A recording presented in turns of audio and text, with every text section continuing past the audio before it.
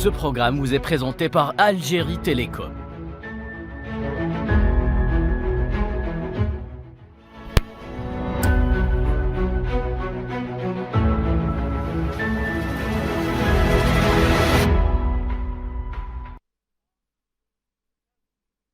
Bienvenue sur Al24 News pour une émission spéciale. Et comment peut-il en être autrement? L'IATF ou la foire interafricaine du commerce, l'événement du moment, l'événement continental du moment. Cela se passe chez nous à Alger. Nous continuons ce soir donc à aborder les thématiques liées à l'intégration africaine et les pistes de réflexion et surtout les outils ou encore les précautions émises par la ZLECAf, la fameuse zone de libre-échange interafricaine. Comment rapprocher davantage l'Afrique pour la mise en place d'un marché unique pour les biens, les services et les personnes. Comment mettre en valeur les projets innovants à travers des partenariats interafricains. Comment cela s'accompagne financièrement et quel rôle dévolue à l'Algérie au sein de ce grand projet continental. L'Algérie ambitionne par son positionnement et ses différents atouts d'être un hub pour le commerce et l'investissement africain dans le futur. Voilà en gros le menu du jour, début des échanges dans quelques secondes.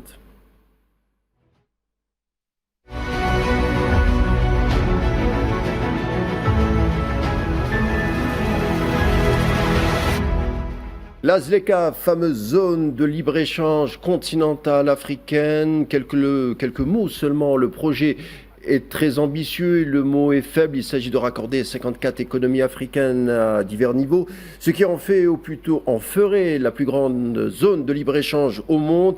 Et aucun domaine n'est laissé pour compte. Investissement, droit de propriété intellectuelle, PME, recherche et innovation. Bref, on vise à redonner à l'Afrique sa place dans le monde. Mais comment cela se passe concrètement? Justement, j'en parlerai avec mes invités du jour. Tout d'abord, Ayumbe Ernest Takor. Bonsoir. Bonsoir. Vous êtes du Nigeria, vous êtes aussi banquier d'affaires, bienvenue. Merci beaucoup, enchanté. Également avec nous, nous avons Aminou Akadiri, vous êtes directeur général de la Fédération des chambres de commerce et d'industrie d'Afrique de l'Ouest, bienvenue. Merci beaucoup. Et à côté de vous, nous avons Jean-Claude Ngom, directeur général du Centre du commerce du Sénégal, c'est ça, de la Chambre du commerce du Sénégal, bienvenue. Merci beaucoup. Et avec nous, nous avons un anglophone, donc on va essayer quand même d'asseoir le débat tranquillement. Monsieur Chukwuemeka Nagomeme, je l'ai sûrement mal prononcé. Welcome, vous êtes un banquier d'investissement, you are a banker investment. Welcome for this discussion. Thank you very much. Thank you for being with us. Voilà, la traduction suit tout de suite après. Rentrons rapidement dans le sujet. Beaucoup de choses ont été dites à travers ce IATF. Des mots comme souveraineté, État africain, des économies fortes. L'Afrique, cela s'est entendu au sein de plusieurs officiels africains. On a parlé de beaucoup de souverainisme africain, y compris le président de la République, Abdelmadjid Tebboune. Et il le dit, il faudrait que l'Afrique se considère comme une puissance africaine, sauf que le paradoxe, c'est qu'au sein des institutions économiques, il y a une sous-représentation de l'Afrique. Donc la question se pose, pourquoi est-ce que l'Afrique est un riche continent et pourquoi cette sous-représentation au sein des instances internationales financières comme la Banque mondiale ou le FMI selon vous? Merci d'abord pour la question. Premièrement, nous sommes très reconnaissants à des institutions comme Afreximbank et aussi des entreprises comme la nôtre qui donnent l'opportunité de participer dans l'intégration économique du continent. Et avec la IATF 2025 en Algérie, c'est une plateforme qui nous donne l'opportunité de participer avec des partenaires dans plus de 140 pays africains. Une plateforme qui nous donne aussi l'opportunité de faciliter le commerce entre beaucoup de zones. Nous avons aussi la ZLECAf, notre zone. Je crois que la question peut-être a été mal comprise. Okay. Je vous demandais, l'Afrique est un pays, l'Afrique est un continent très très riche et on note pourtant une sous-représentation au sein des grandes institutions internationales. Pourquoi selon vous? Vous qui venez d'un pays par exemple comme le Nigeria, qui est un pays très très riche, et pourtant quand on voit au sein même de l'ONU, au sein de la diplomatie, au sein de l'économie mondiale, il y a une sous-représentation de l'Afrique. Pourquoi selon vous? Je crois qu'il y a une très bonne histoire derrière ça. L'Afrique, pour moi, nous avons un problème d'intégration des zones économiques. Sans ça, ça pose vraiment un problème intégral entre ces pays. Quand nous avons ces zones qui ne sont pas très bien intégrées, ça ne donne pas l'impression que le commerce est très facile à faire ici. Ça donne une perception de risque négatif qui affecte aussi la perception des investisseurs internationaux en ce qui concerne les investissements en Afrique. C'est un très grand problème qui affecte notre image dans ces participations globales. Merci. Même question, Aminou Akadiri, je la repose d'une autre manière. Peut-être l'Afrique revendique une place plus prépondérante, plus importante au sein du FMI, de la Banque mondiale. Par exemple, quand on voit les chiffres, la représentation de l'Afrique au sein du FMI, c'est à peu près 7%. Au sein de la Banque mondiale, ça voisine les 11%. Pourtant, nous parlons d'un continent très, très riche. Pourquoi, comment vous expliquez ce contraste, ce paradoxe? Merci beaucoup, monsieur le journaliste. Je voudrais vous remercier pour l'invitation. Ça m'a permis d'être ici, de m'exprimer sur votre plateforme. Alors, la question que vous posez, c'est une question fondamentale. C'est une question qui touche tout le monde. C'est une question sur laquelle tout le monde essaie d'intervenir. Pourquoi notre sous-représentativité au sein des institutions internationales? Comment se fait-il qu'aujourd'hui, malgré notre richesse, on n'est pas mieux représenté? Moi, je pense que cela dépend d'abord de comment nous sommes comme des petits pays. Plus on est ensemble, plus on a la capacité de s'exprimer. Mais si on se revendique petit pays, Algérie, Bénin, Nigeria, Togo, petits pays comme cela, porter notre voix serait un peu difficile. C'est en cela, la foi que nous sommes en train de faire ici, permet de ramener les Africains ensemble. Lorsqu'on est assez réunis et on revendique notre position, on peut changer, on peut réécrire l'histoire qui a fait que l'Afrique est moins représentée. Mais avec tout ce qui se passe maintenant, je pense que nous sommes sur la bonne voie et notre voix est entendue et on pourra changer la donne et faire mieux parler l'Afrique dans ces institutions. Some question, what do you think about the place of Africa in the world, about the institution, financial institution? There are maybe less representative in those institutions. How do you explain that? Okay, I think I didn't get the question properly, but Je n'ai pas très bien compris la question. Est-ce que vous pouvez la répéter, s'il vous plaît? Africa is a very rich continent, but there's less representativity in the FME maybe or in the bank, the Mondial Bank. How do you explain that? okay. This paradox. Yeah, thank you very much. Merci The pour la reason question. why there are lots, little participation of Africans in the La raison de institutions, cette because sous-représentation of, awareness est due on things like the connectivity between Africans est due to également à une one question de market, connectivité kind entre of les hard. pays africains. And, if you look at the advanced country, they've gone Si vous regardez les pays past développés, agriculture, manufacturing into the service. So ils ont the plusieurs services secteurs qui sont déjà do connectés, right now, comme l'agriculture ou les services. That's what can drive the African market and come together as one. Ceci pourrait aider les marchés africains à être mieux intégrés et cela permettrait à l'Afrique de gagner en représentation. Je vous pose à peu près la même question. Vous venez du Sénégal, le Sénégal qui est quand même une économie stable, une démocratie aussi stable. Comment vous expliquez aussi ce contraste de ce défaut de représentativité au sein des institutions internationales financières? Merci beaucoup, monsieur. Je peux avoir votre nom? Karim Bouaziz. Monsieur Karim, merci beaucoup en tout cas pour cette invitation. Et je voudrais aussi en profiter pour véritablement remercier chaleureusement ceux qui nous ont invités à cet événement de dimension africaine, de dimension internationale, à savoir l'IATF. Donc je commencerai par remercier Afreximbank, bien sûr, mais par-dessus tout, j'aimerais remercier bien sûr les autorités de la République algérienne démocratique et populaire qui ont véritablement mis les moyens afin que nous soyons tous à l'aise, qu'on puisse véritablement se retrouver entre Africains, qu'on puisse commercer, qu'on puisse échanger, qu'on puisse véritablement voir quelles sont les opportunités que ce continent-là offre déjà aux Africains avant de pouvoir s'ouvrir donc au monde. Tout à l'heure, vous m'avez présenté comme étant le directeur général du Centre international du commerce extérieur du Sénégal. C'est tout un honneur. Mais je suis le directeur commercial et partenariat. Malheureusement, mon directeur général est reparti hier à Dakar. Donc, il m'a véritablement demandé à ce que je vienne honorer cette invitation-là. Donc, pour rebondir sur votre question, effectivement, hein, donc le Sénégal, c'est une démocratie, une économie plus ou moins stable, donc avec un bon taux de croissance. Mais il est confronté donc en un seul pays, comme ce que les autres pays d'Afrique vivent. Je pense qu'il y a un proverbe africain qui dit que quand vous prenez une brindille, il est facile de la casser. Mais une fois que vous en faites un balai, pour casser ce balai-là, c'est toujours difficile.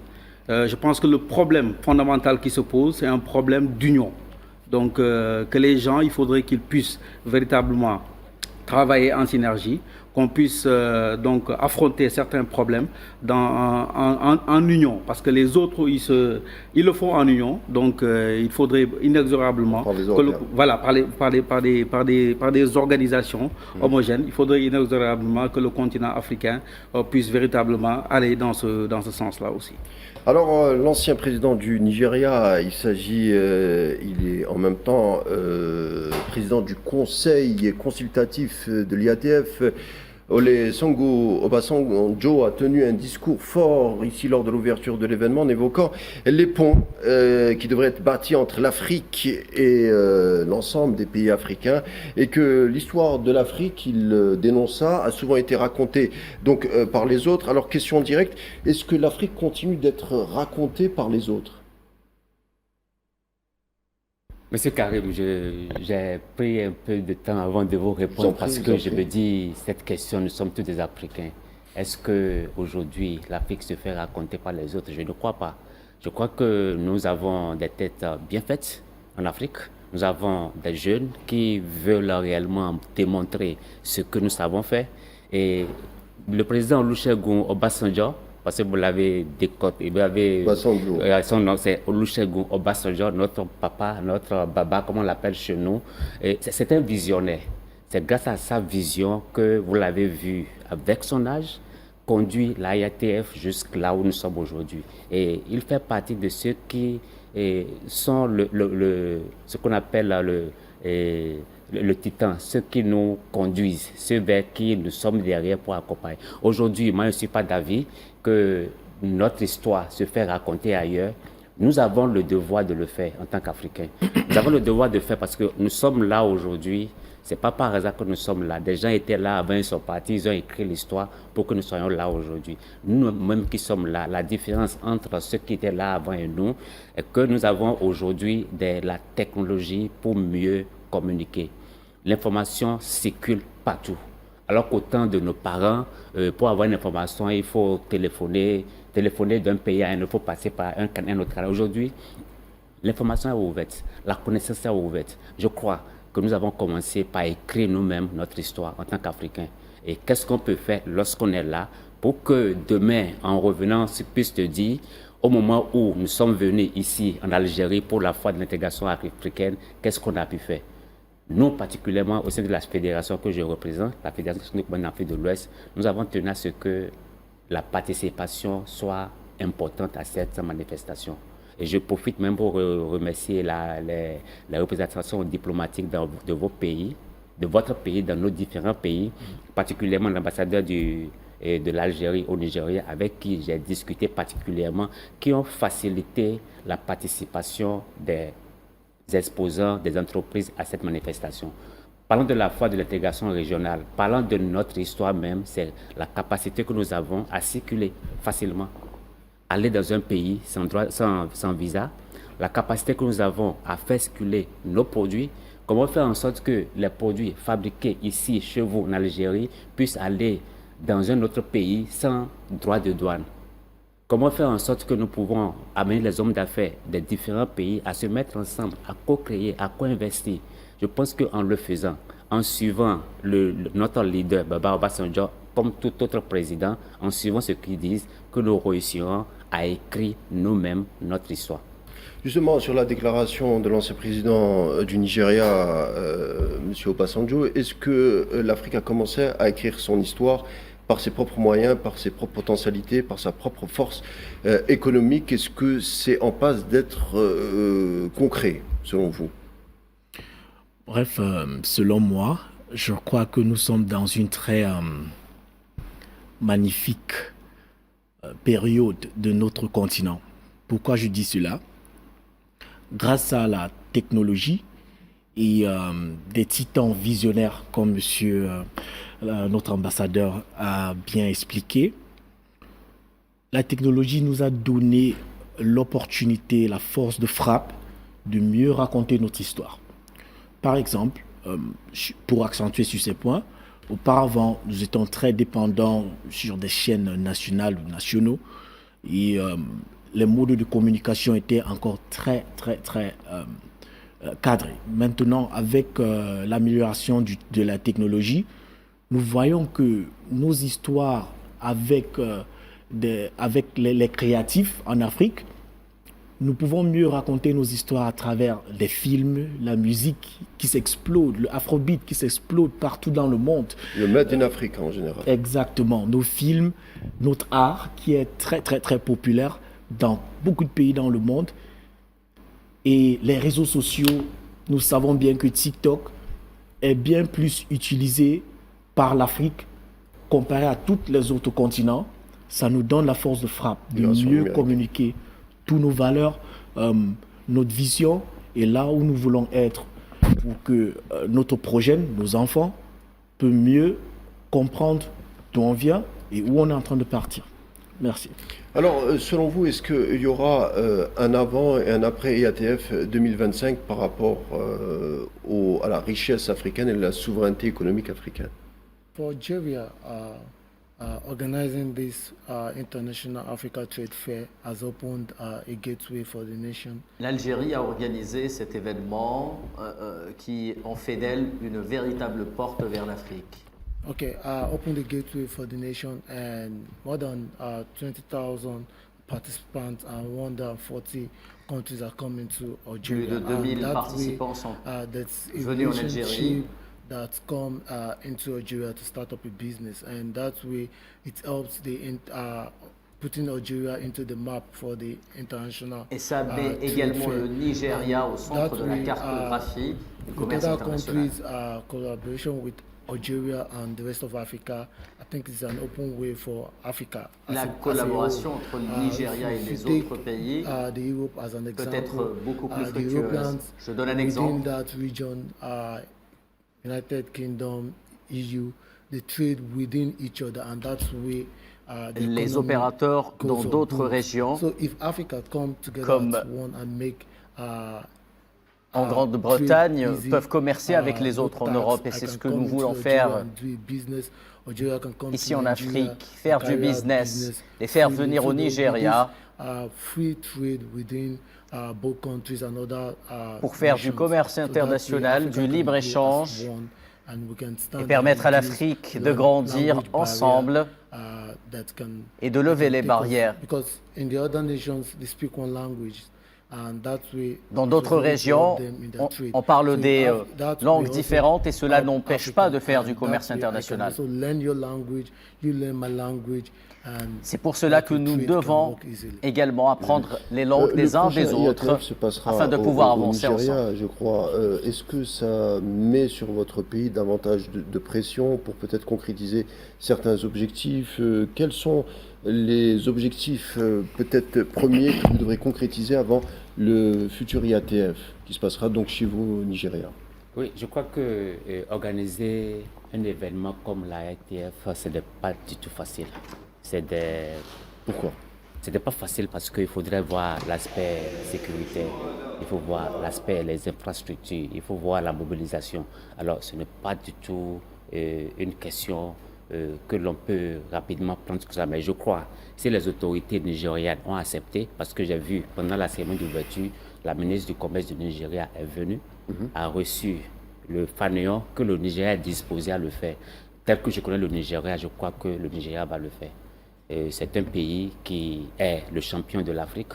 Et s'ils ne sont pas disposés à le faire, ils ne vont pas accepter. Et je crois que toutes les dispositions seront prises parce que le président actuel, le président Tinubu, c'est un opérateur économique et qui sait avoir IETF dans son pays, ce que ça fait comme des milliards de deals qui peuvent être signés. Et le Nigeria, c'est un pays qu'on ne demande plus avec plus de 300 millions de consommateurs. Le Nigeria, c'est le titan de l'Afrique de l'Ouest. Lorsqu'on prend l'Afrique de l'Ouest, dans lequel je viens, on ne regarde plus l'Afrique de l'Ouest comme un petit pays, c'est-à-dire comme un pays individuel, mais on prend tous les pays ensemble, les 15 pays ensemble qui font près de 500 millions de consommateurs. Alors, pour un événement de genre qui vient dans la région, ce n'est pas seulement pour le Nigeria, c'est un événement qui vient pour toute la communauté de la CEDEAO.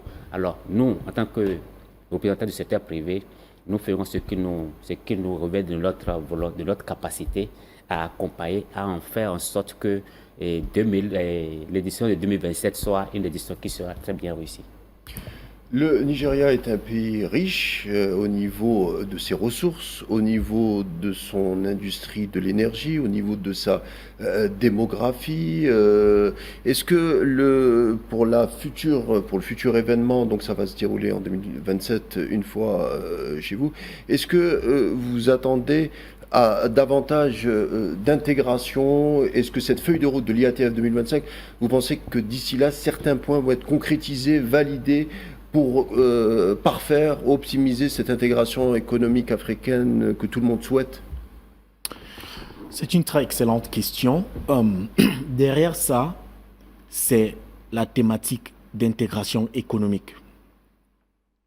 Nous avons vu la participation d'Algérie comme hôte de la IATF 2025 comme une opportunité d'apporter plus de 140 pays, plus de 35 000 participants.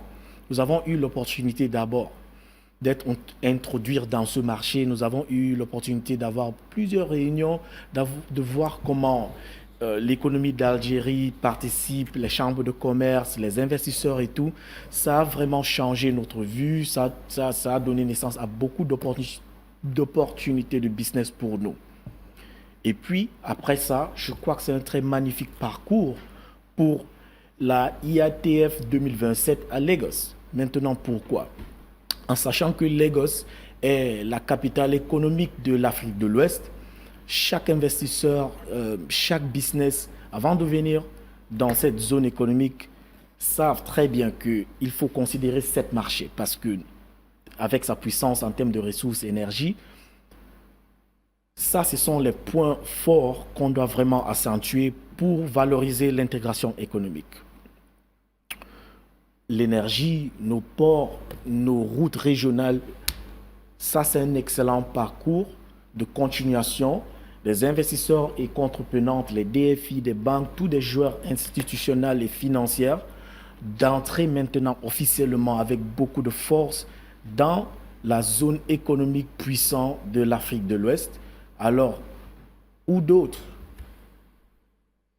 d'être, mais à Lagos, pour la IATF 2027, où vous allez voir tous les grands joueurs, les capitaines d'industrie, les titans, qui vont aussi ouvrir les champs de commerce envers tous les autres pays de l'Afrique. Le champ des possibles au niveau commercial et économique. Oui. Alors, Aminou, je ne vous ai pas oublié, monsieur Jean-Claude Ngom, c'est juste que mes invités ici doivent partir, donc je leur pose la dernière question, ils sont pris par le temps. Alors, Aminou Akaderi, l'IATF 2025 prend fin, vous allez rejoindre votre pays bientôt, enfin en tout cas vous allez quitter l'Algérie, vous allez quitter l'événement bientôt. Vous partirez avec quel sentiment?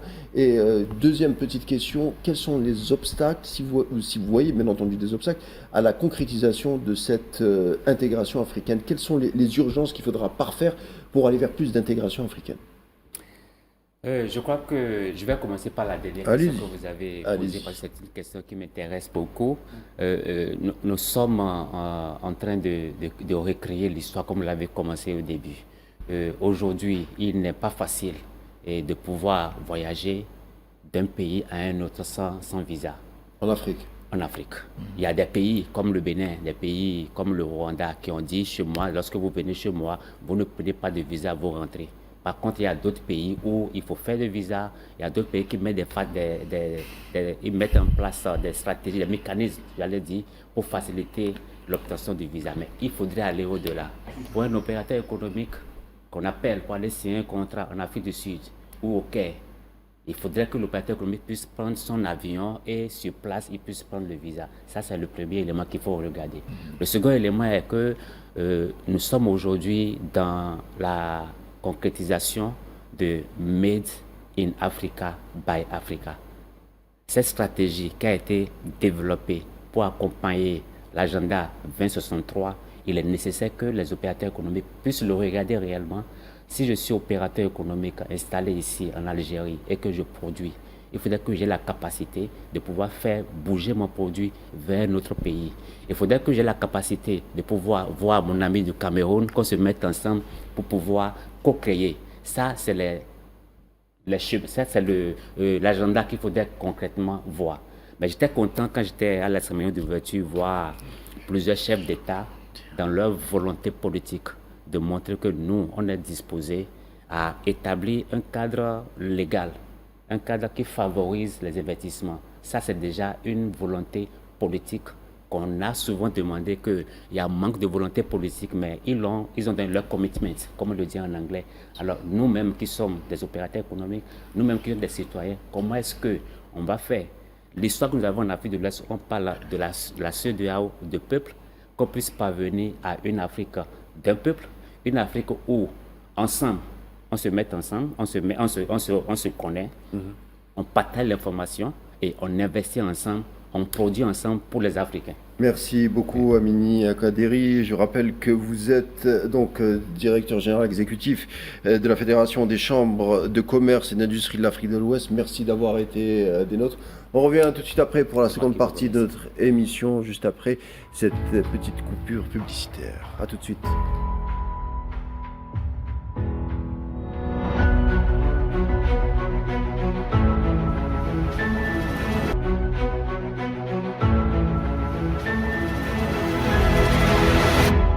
Deuxième partie pour explorer les thématiques autour de l'IATF 2025. Beaucoup de sujets seront traités durant les prochaines minutes. Il y a nos deux convives qui sont restés avec nous. Il s'agit de Youmbe Ernest Takor, banquier d'affaires, il est resté avec nous. Et également Jean-Claude Ngouma, directeur commercial et partenariat au Sénégal. Merci d'avoir continuer ou d'être resté encore avec nous, c'est gentil. Chougui Mingue Nawagweme nous a quittés, qui est banquier d'investissement, car il était pris par d'autres engagements. Et nous rejoint Jonathan Batangene, spécialiste des questions africaines, et également de Marseille, Nazim Sini, qui va nous rejoindre dans quelques instants. Alors, question à Jean-Claude Ngouma, l'IATF 2025. Au fond, qu'est-ce que ça change pour le Sénégal? On sait que le Sénégal a une ressource de la jeunesse qui est très demandeuse, qui veut faire partie de cette révolution africaine. Mais qu'est-ce que concrètement cette IATF changerait pour le Sénégal à moyenne échéance? Merci beaucoup, M. Karib, encore une fois, pour cette invitation. Donc, comme vous le savez sans doute, donc, le Sénégal vient de couronner donc, une troisième alternance politique avec une équipe plus ou moins jeune qui est à la tête de l'État, donc, à savoir donc, le président de la République, son Excellence M. Bassirou Diomaye Faye, ainsi que son Premier ministre, M. Ousmane Sonko. Donc, c'est une équipe assez jeune. Donc, qui a mis en place donc, un programme économique de gouvernement qui s'accentue sur la souveraineté économique. Donc, quand vous regardez l'exposition sénégalaise, donc, les produits sénégalais du moins qui ont été exposés au niveau de l'IATF, c'est des PME, des petites et moyennes entreprises, donc, qui sont venus pour montrer le savoir-faire sénégalais, pour que les gens sachent qu'il y a certaines choses qui sont en train de se dérouler au niveau du Sénégal. Et que le monde sache qu'en fait, on a choisi une autre voie de développement. C'est-à-dire que nous devons d'abord nous ancrer dans nos valeurs, certes. Nous devons utiliser les ressources qui sont produites sur nos terroirs, les transformer afin de pouvoir les exporter et qu'on n'exporte plus donc les matières premières vers d'autres horizons tels que l'Europe.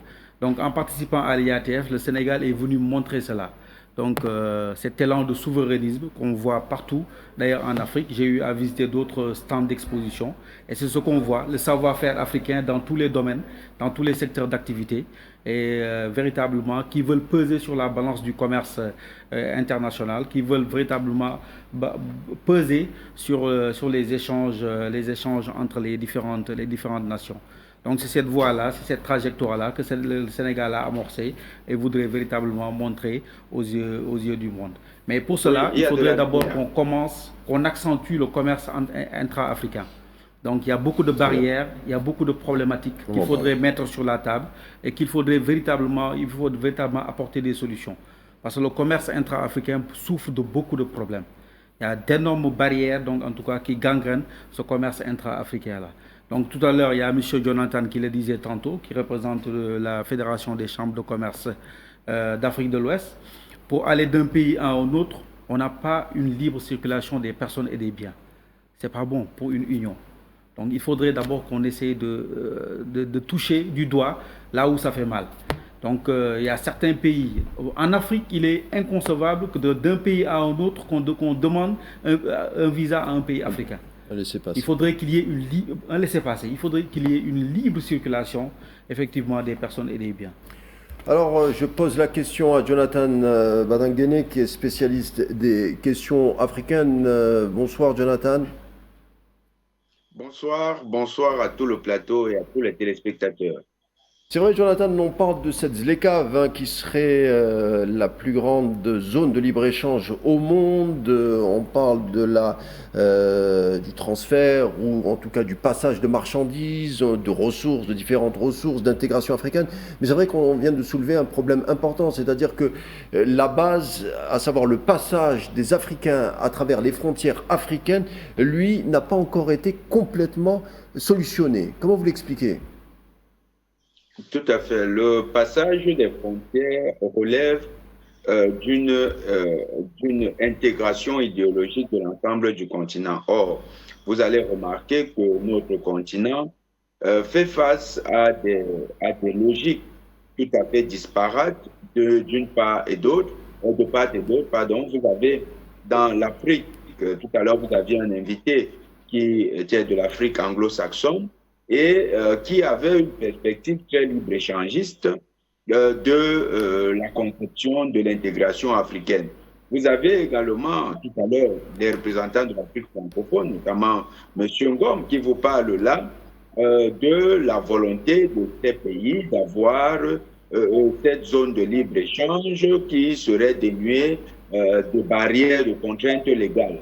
Mais au fond, quand vous regardez, il n'y a pas véritablement, si du côté anglo-saxon, on vous parle déjà de libre-échange avec une volonté d'industrialisation, du côté de l'Afrique francophone, on vous parle encore de questions de contraintes légales, comme si les contraintes légales allaient venir asseoir la communauté d'intérêt. C'est cette communauté d'intérêt que certains appellent en Afrique de l'Ouest la CEDEAO des peuples, qu'on pourrait aussi appeler dans le cas de l'Afrique centrale, la CEAC des peuples, qui n'existe pas encore. Cette CEAC des peuples ou cette CEDEAO des peuples, ou encore même cette grande Afrique des peuples, doit naître d'une communauté d'intérêt qui a été façonnée par un projet politique assez mature. Et aujourd'hui, il y a des velléités à l'intérieur du continent. Vous savez que moi, je suis panafricaniste, donc il y a des velléités à l'intérieur du continent de construire cette superstructure. On va parler, Jonathan, peut-être que vous soulevez un point essentiel puisque vous parlez de cette différence de vue entre peut-être l'Afrique francophone et l'Afrique anglophone. Même au sein de ces deux mondes, il y a peut-être différentes approches, différentes méthodes, mais tout le monde est d'accord pour ce souverainisme africain, même si les méthodes ou les approches divergent. Je reviens vers vous, Jonathan. Je reçois Nazim Sini, enseignant agrégé en économie, spécialiste également en questions géopolitiques. Est-ce que Nazim Sini m'entend ? Oui, parfaitement, Karim. Bonsoir. Bonsoir Nazim. Alors Nazim, on disait, hein, je rappelle, 54 pays font partie de la ZLECAf, la plus grande zone de libre-échange au monde. L'accord de la ZLECAf rapidement signé en 2018, paraphé par 44 pays. Et puis actuellement, tous les pays africains ils participent, à part l'Érythrée, je crois. L'Algérie adhère officiellement en 2018. Notre pays exporte, surtout en Mauritanie, en Tunisie, en Afrique du Sud. Bref, la liste est quand même assez importante. Mais qu'est-ce que gagne concrètement l'Algérie à faire partie de la ZLECAf? Est-ce qu'on peut déjà, je ne sais pas, esquisser un bilan? Quels sont les avantages concrets pour nous, Algériens? Oui. Plutôt, voilà, parlons davantage plutôt que de bilan. Vous savez, dans d'autres régions du monde, la construction d'une zone d'intégration économique prend parfois plusieurs dizaines d'années. Je prends l'exemple de celle qui est de l'autre côté de la Méditerranée. Ça leur a pris quasiment 50 ou 60 ans pour parfaire une zone d'intégration qui soit, on va dire, homogène et harmonieuse. Pour le continent africain, effectivement, ce qu'ont dit vos invités sur le plateau, ça va demander quelques années, ça va demander quelques ajustements réglementaires, notamment en matière de directives africaines, harmoniser et unifier les règles bancaires, les règles douanières, etc. Donc ce n'est pas chose facile, il va falloir obtenir l'adhésion de l'ensemble des pays signataires, mais c'est quelque chose qui est en cours de construction et il faut donner sa chance plutôt à cette zone de la ZLECAf. Maintenant, pour revenir à votre question plus précisément, vous savez, tout pays signataire qui adhérerait à la ZLECAf a plusieurs avantages. D'abord, on le sait, d'un point de vue théorie économique, toute zone de libre-échange contribue entre 5 et 10% du taux de croissance d'un pays, puisque ça vous donne accès à un marché. Il faut savoir que le continent africain, c'est un marché d'1,4 milliard d'habitants, donc ce n'est pas rien.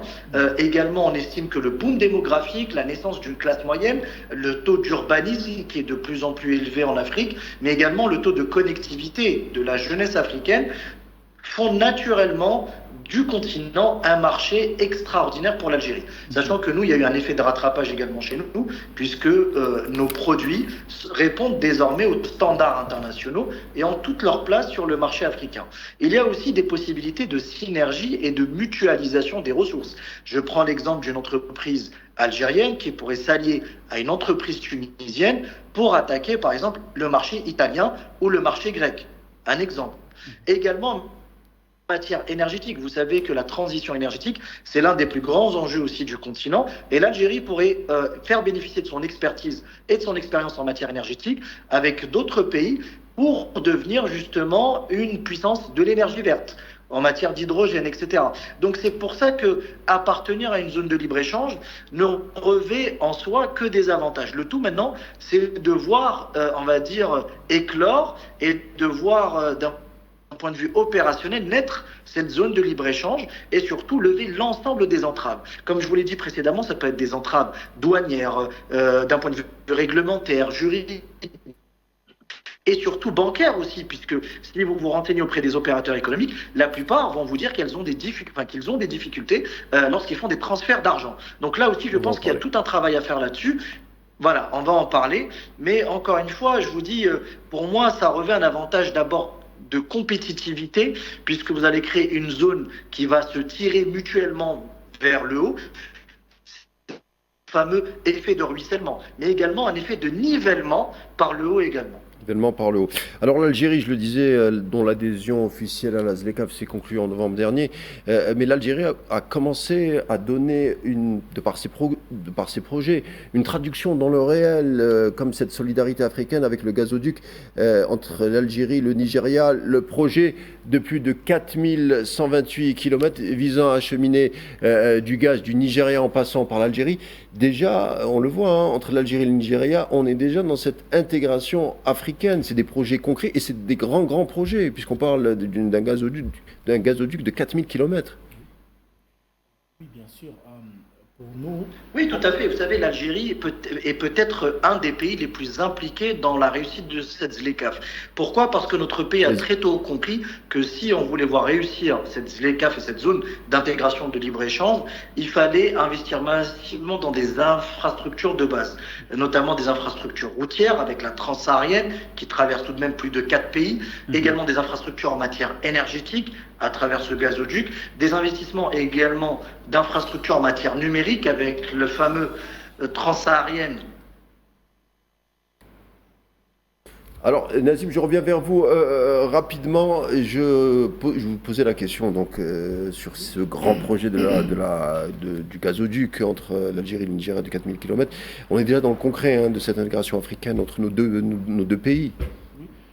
Concrètement, cette zone de libre-échange donne déjà avantage à l'Algérie, ouverture à des marchés africains et aussi l'opportunité de diversifier son économie au-delà des hydrocarbures. En sachant que l'Algérie est une ouverture envers l'Europe, l'Afrique de l'Ouest, le Sahel et le Maghreb. Alors, ça veut dire quoi pour l'Algérie? L'Algérie a l'avantage de bénéficier de cette zone de libre-échange et d'accentuer sur ça. C'est un peu dans ce cadre que je viens. Très bien. Jonathan Batangene, vous êtes, on le sait, panafricain, vous avez votre point de vue par rapport à la ZLECAf, mais on ne peut nier cette intégration africaine qui donne de grands projets, avec des financements qui sont de plus en plus disponibles, avec aussi des ressources, de l'énergie, une volonté. Durant ces 4 ou 5 jours, il y a aussi des engagements politiques qui ont été pris. Ça prend quand même une proportion positive. Ça prend une proportion positive. Cependant, les disparités de liberté sur le continent vont toujours constituer des entraves et on ne pourra pas faire abstraction de ces dernières.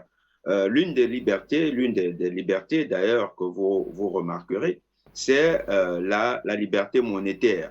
Vous avez M. Ngom qui est sur votre plateau, qui connaît l'entrave que constitue le franc CFA pour la zone francophone. On va en parler, la monnaie. La monnaie est un sujet qui est très important et on va le traiter.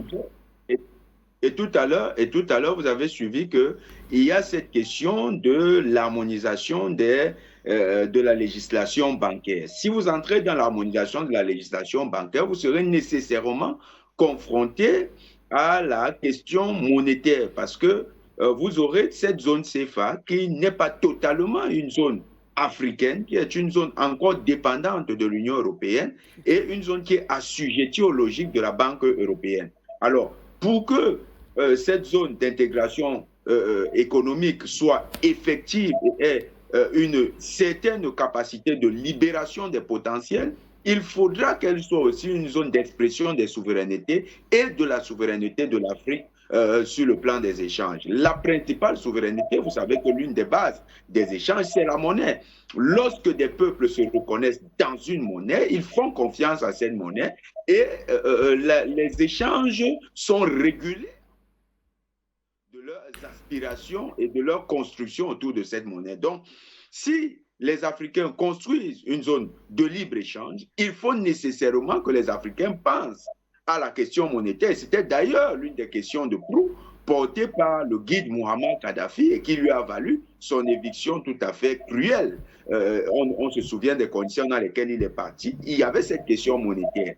La question économique laisse également sous-tendre celle de la souveraineté industrielle des États. Vous avez un pays comme le Sénégal qui est un producteur d'arachide, un pays comme le Cameroun, producteur de cacao, un pays comme la Côte d'Ivoire, producteur de cacao. C'est des pays dont on ne peut pas se passer sur le marché international. Or, si vous prenez le cas de la Côte d'Ivoire, aujourd'hui, c'est un pays avec une économie extravertie et hyper endettée. Si nous devons rentrer dans une économie intégrée, quels seront les ratios d'exposition qui seront proposés dans le cadre de cette intégration? Vous verrez que si on entre dans des détails techniques, beaucoup de pays qui sont préposés à intégrer cette vaste surface pour marché vont avoir beaucoup de problèmes liés à leur question de souveraineté. Donc, il faut que l'ensemble de ces pays mettent au cœur de cette question de l'intégration du marché africain la question des souverainetés.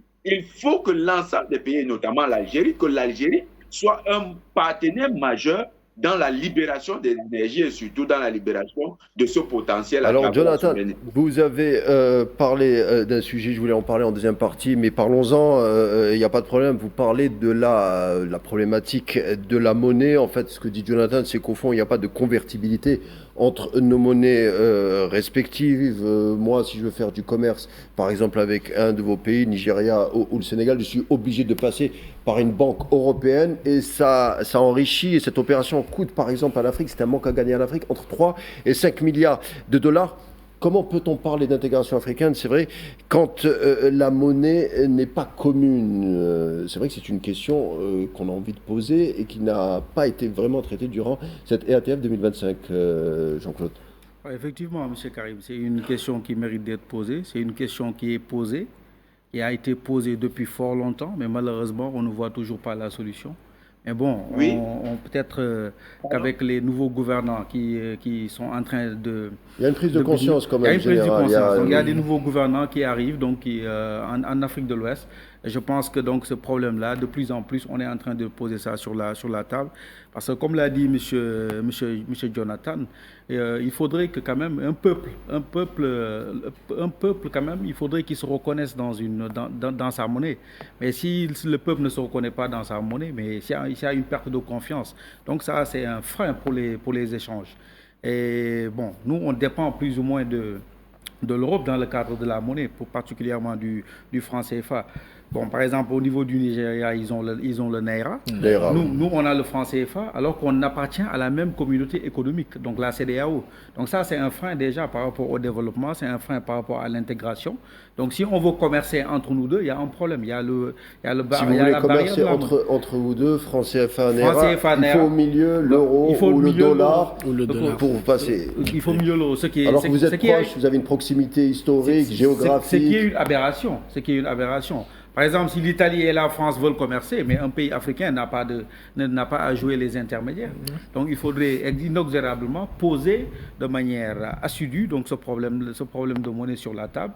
Et je sais que les nouveaux gouvernants, en tout cas, pour ce qui concerne l'Afrique de l'Ouest, sont en train de poser ce problème-là.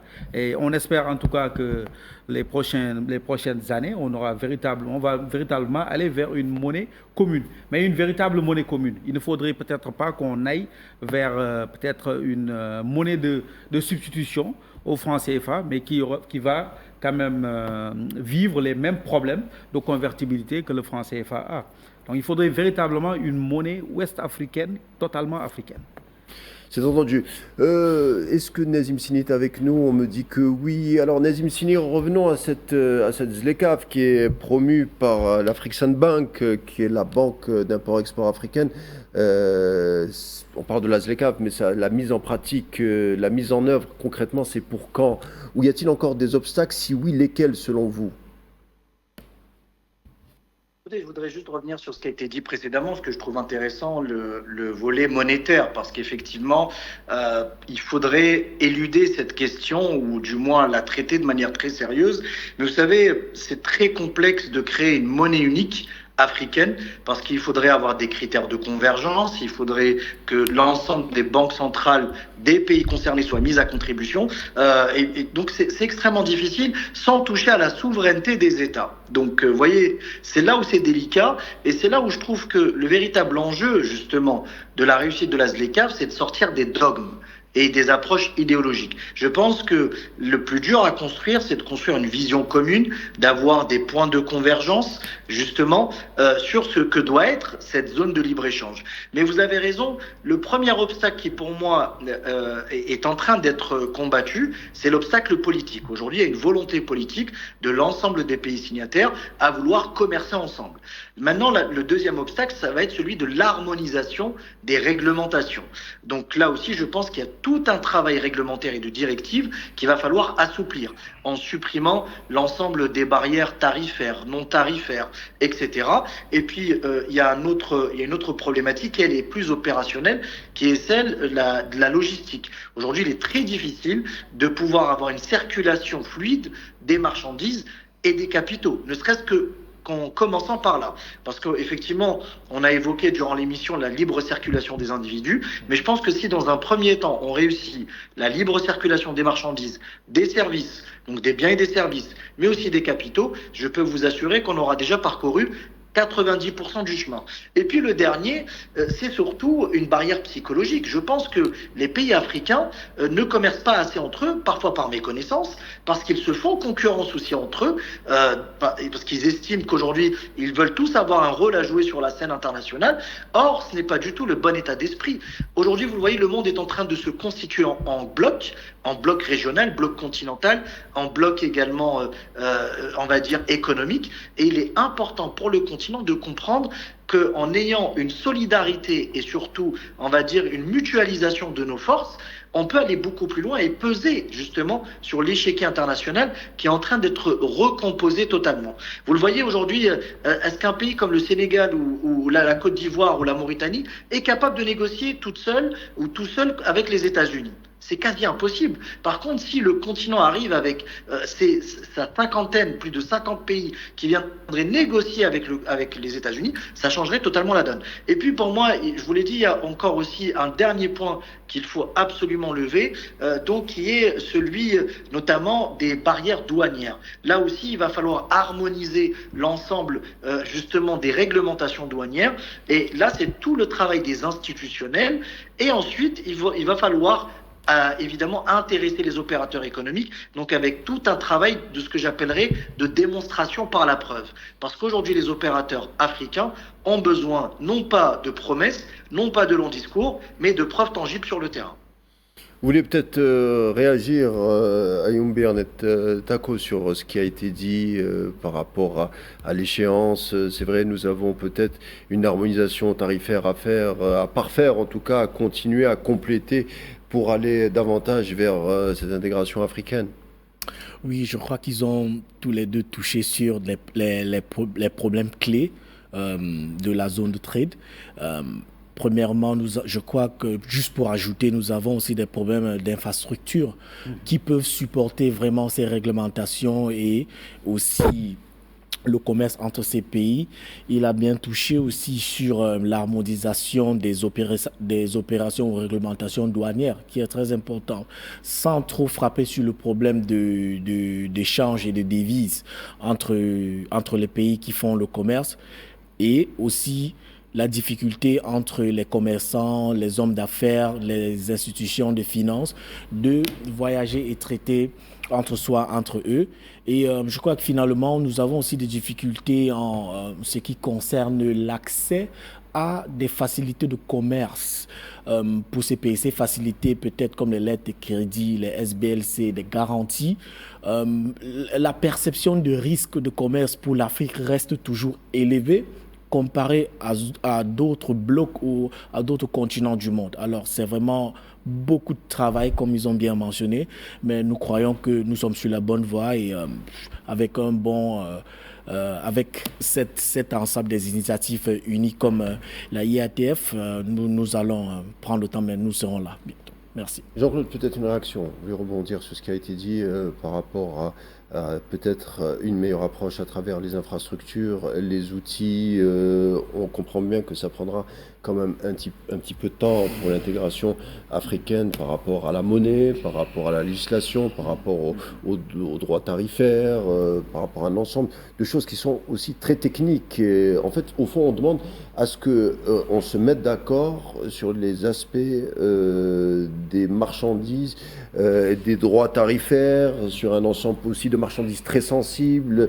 Tous les pays ne sont pas inscrits à la même enseigne. Il y a des pays aussi qui ont besoin de protéger davantage leurs marchandises, donc ils sont obligés petit à petit de baisser les droits tarifaires. Donc c'est tout cet ensemble de débats des techniciens, des économistes qui risque de prendre aussi un peu de temps. Effectivement, M. Karim, on est conscient du fait que construire une intégration, construire une union, ce n'est pas l'affaire d'une année, ce n'est ni l'affaire de 2 ans. Donc il faudrait véritablement un processus très long. Mais il faut commencer par quelque chose. Sinon, après, donc, c'est toujours des retards. Donc je souscris à l'idée de mon co-débatteur nigérian. Donc, quand il parle du problème des infrastructures, effectivement, les infrastructures aussi, c'est un problème qui se pose en Afrique. Parce que quand on n'a pas de bonnes infrastructures, il est toujours difficile aussi de pouvoir commercer, que ce soit les infrastructures de transport ou bien même les infrastructures énergétiques. Parce que les gens aussi, quand ils veulent investir dans un pays, il faudrait quand même qu'il y ait de l'énergie 7 jours sur 7, 24 heures sur 24. Donc 12 mois sur 12. Et ça aussi, là aussi, il y a un gros problème. Donc nous sommes plus ou moins en retard par rapport aux investissements dans le domaine de l'énergie. Bon, c'est vrai qu'on parvient petit à petit à sortir la tête hors de l'eau, mais il faudrait véritablement qu'on puisse mettre l'accent sur cela. Au-delà de ça aussi, il y a les tracasseries au niveau des différents postes frontaliers. Donc c'est là où on parle donc de l'union douanière. Il faudrait effectivement qu'il y ait une fluidité de la circulation, aussi bien des marchandises que des personnes, donc dans tout le corridor africain. Et là aussi, c'est un problème auquel les gens font face. Donc un commerçant qui quitte le Burkina Faso pour aller à Dakar, ben, c'est des tracasseries au niveau des administratifs et autres. Ça, il y a des textes, hein, il y a des textes qui véritablement luttent contre ces tracasseries-là. Mais dans l'opérationnalisation, ça pose un énorme problème. On ne le sent pas en fait. Donc c'est là où donc, je rejoins encore une fois M. Jonathan quand il parlait tout à l'heure, donc pas M. Jonathan, mais le directeur général de la Fédération des chambres de commerce. Oui, quand il parlait de la CEDEAO des peuples. Et c'est la même chose, hein, que ce soit la CEDEAO des peuples ou bien CEMAC des peuples ou bien une autre structure, un autre organisme régional des peuples. Il faudrait qu'on puisse beaucoup plus penser aux peuples, parce que après tout, c'est eux qui se déplacent. Qu'ils soient commerçants, qu'ils soient hommes d'affaires ou bien qu'ils soient simples peuple qui veut visiter un autre pays. Il faudrait qu'on puisse véritablement le mettre au milieu véritablement des échanges. Alors, Jonathan Batangene, 90% du commerce africain se fait en dehors du continent. Ça, c'est un chiffre aussi assez inquiétant. Et cela renvoie naturellement à la question de l'exportation brute de nos ressources. C'est-à-dire qu'on a des ressources, mais qui sont transformées ailleurs et ensuite qui sont réexportées en Afrique, qu'on paye très cher. Est-ce que, selon vous, la ZLECAf, bien entendu, a pointé du doigt cette problématique-là pour inverser un peu la tendance? Ça risque un peu de prendre du temps, mais il y a quand même une révolution des esprits. C'est quand même inédit que tellement de peuples africains soient d'accord pour le changement. Tout à fait. Il y a des peuples qui sont pour le changement. Et je vais, pour y répondre, vous apporter un exemple. Le Cameroun et le Nigeria sont aujourd'hui, dans le cadre de la balance commerciale camerounaise, les premiers partenaires mutuels. Bon, du moins pour le cas du Cameroun, le premier partenaire, c'est le Nigeria, premier partenaire commercial. Vous allez voir que, par exemple, le cacao, aujourd'hui, le Nigeria est le principal acheteur de cacao camerounais. Le Nigeria était le principal acheteur de produits comme les céréales, l'oignon, l'ail du Cameroun. Mais qu'est-ce qui s'est passé? C'est là où la ZLECAf doit tenir compte de cela, et c'est pourquoi je parlais de la communauté d'intérêt.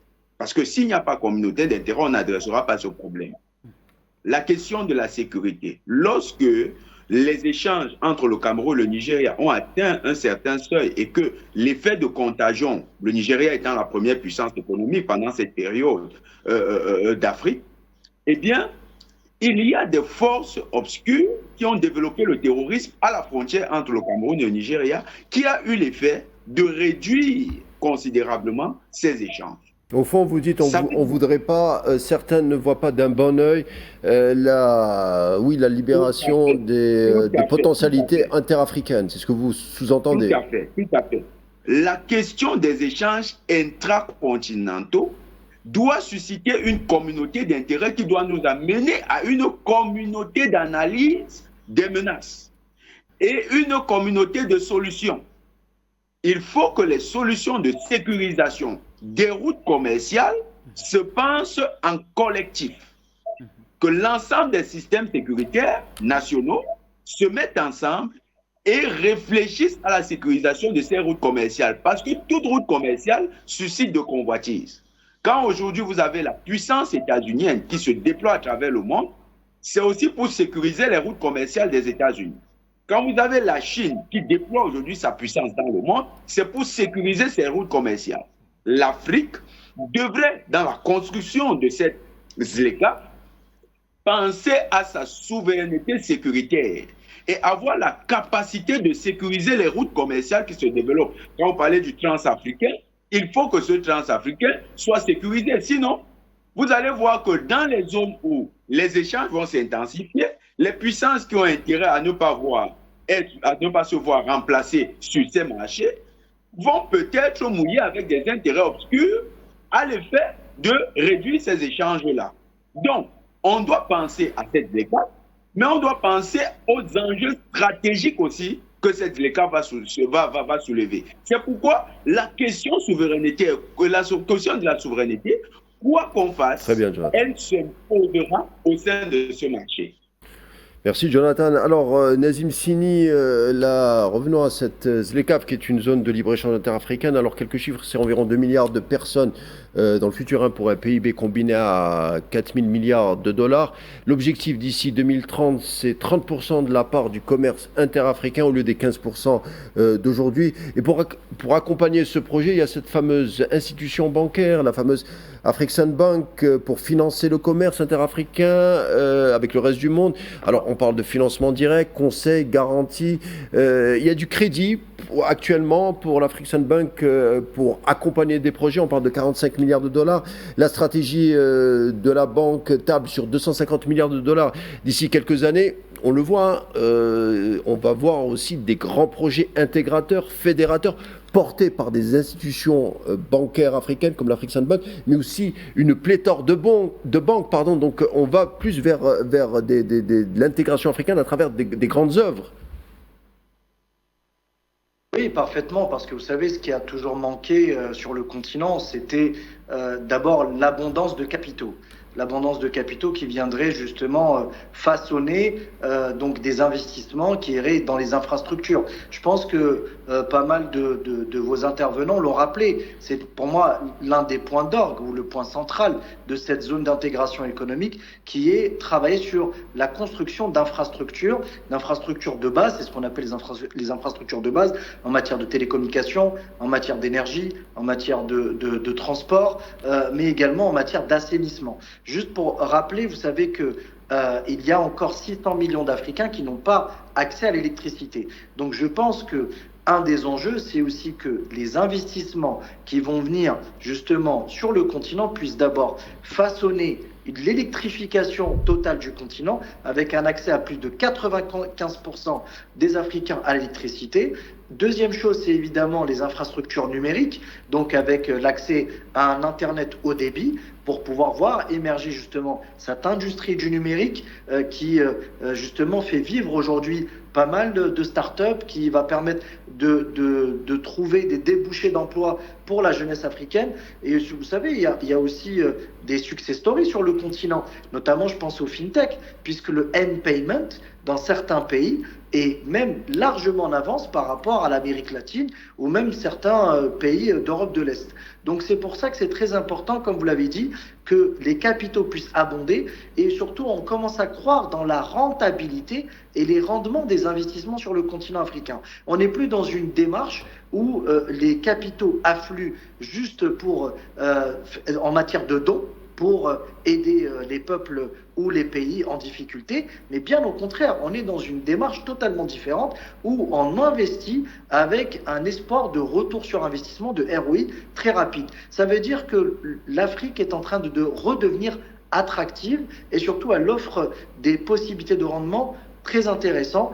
Et vous avez raison de le dire qu'aujourd'hui, les capitaux sont en train d'être fléchés et dirigés vers des projets d'infrastructure ou des projets structurants en matière industrielle, etc., sur le continent africain. Et par effet de ruissellement, évidemment, ça va avoir des effets bénéfiques, mais encore une fois, il faut que l'on soit sur un temps long.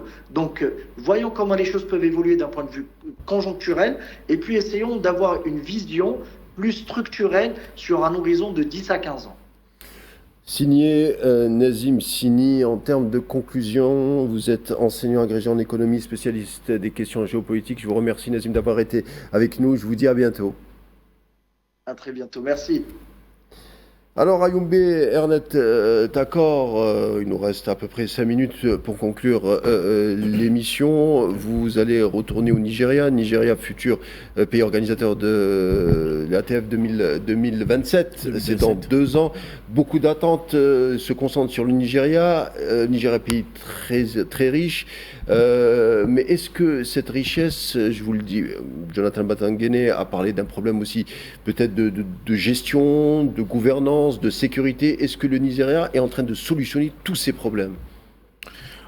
Je crois juste avant qu'on a vu la IATF en Algérie, la plupart de nous ne savaient pas comment magnifique le pays était et aussi comment protégé, sain, propre l'Algérie était, jusqu'à on est venu là. Ils ont pris du temps. Je crois que les préparatifs n'ont pas pris 1 an, ça a pris 2 ans ou plus même pour avoir les résultats qu'on a aujourd'hui. Alors, dans le même cadre et les mêmes dispositifs, nous sommes très confiants que les mêmes mesures seront prises pour recevoir plus de 150 pays africains et peut-être jusqu'à même 50 000 participants de l'Afrique venant de tout autre pays.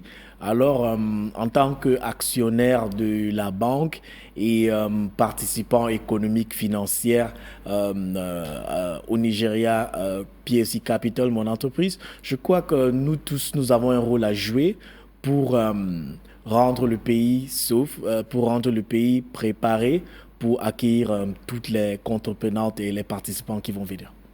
Parfait. Jean-Claude, on arrive à la fin de notre émission.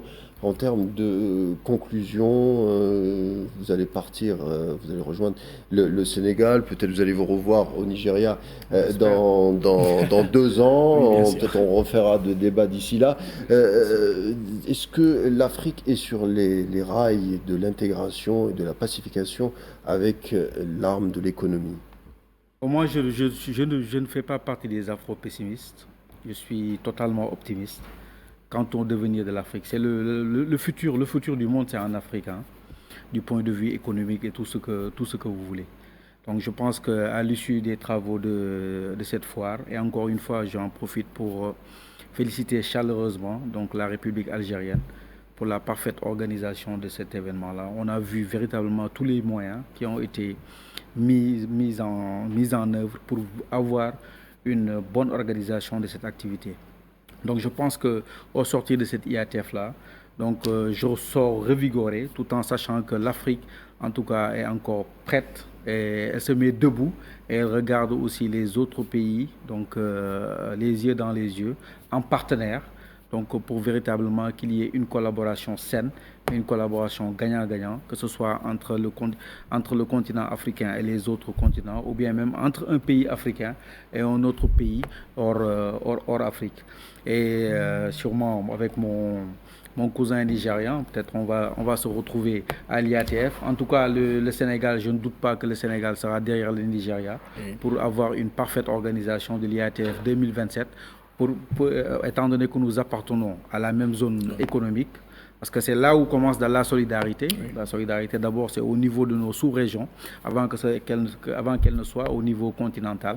Donc, sûrement, le Sénégal va appuyer fortement donc, le Nigeria, donc, dans le cadre de cette organisation-là. Et qu'en retour aussi, donc, en 2029, donc, Inch'Allah, qui nous remettent le témoin pour que le Sénégal puisse organiser cet événement-là. Parce que moi, je pense que cet événement-là, c'est la Coupe d'Afrique, donc de l'investissement en Afrique. Pour tout ce qui est commerce et investissement, c'est la Coupe d'Afrique. Voilà. Jonathan Batangene, vous, un peu le sceptique, vous avez été vaincu ce soir. Il n'y a que des pessimistes pour l'intégration, pour le développement. C'est vrai que les problèmes subsistent, des solutions aussi subsistent. Mais quand même, vous êtes un peu confiant pour l'avenir concernant l'Afrique.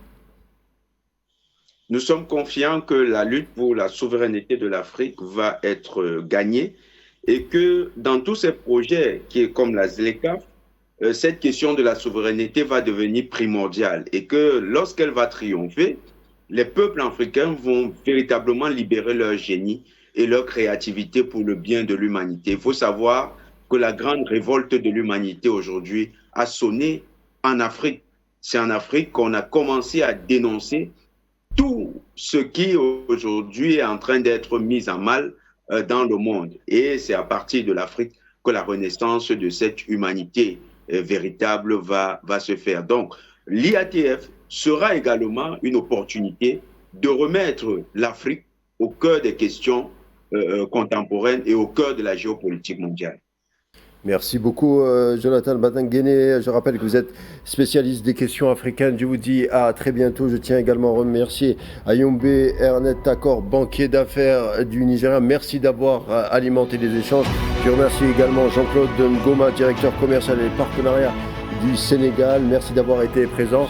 L'émission spéciale consacrée à l'IATF se conclura là. Merci de nous avoir suivis. Je vous laisse avec la suite des programmes sur Al 24 News. Écoutez, à bientôt.